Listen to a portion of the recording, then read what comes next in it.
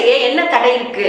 ஏன் நம்மளால ஆத்மாக்கள்கிட்ட பேச முடியல, பேசுகிற ஆத்மாக்களும் ஏன் கொண்டு வர முடியல அவருக்காக அப்படின்னா, ஒரு விஷயம் நமக்கு தடையா இருக்கு. என்னன்னா, இந்த உலகத்துல நம்ம பிசினஸ் காரியங்கள்ல பல ட்ரைனிங்கை நம்ம எடுத்துட்டோம். அதனால நம்ம என்ன நினைக்கிறோம் அப்படின்னா, எந்த ஒரு நபரிடம் புதிதாக பழகும் போதும் அவங்ககிட்ட நமக்கு என்ன கிடைக்கும் அப்படிங்கிற மாதிரி ஒரு வயரிங் நமக்கு வந்துடுது.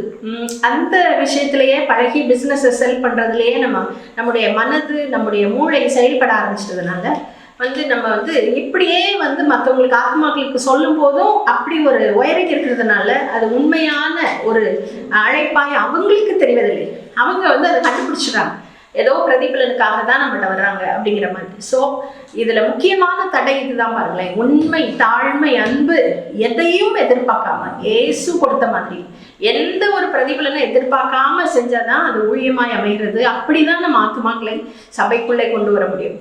நம்முடைய உண்மையை பார்த்து, நம்முடைய அன்பை பார்த்து, தாழ்மையை பார்த்து தான் அவங்க வருவாங்களே ஒழிய வேற எந்த காரியத்தை நீங்கள் அவங்ககிட்ட எதிர்பார்த்தாலோ, அவங்க அவங்ககிட்ட எதிர்பார்த்தாலோ அவங்க அந்த அழைப்பை சரியாய் பெற்றுக்கொள்ள மாட்டார்கள்.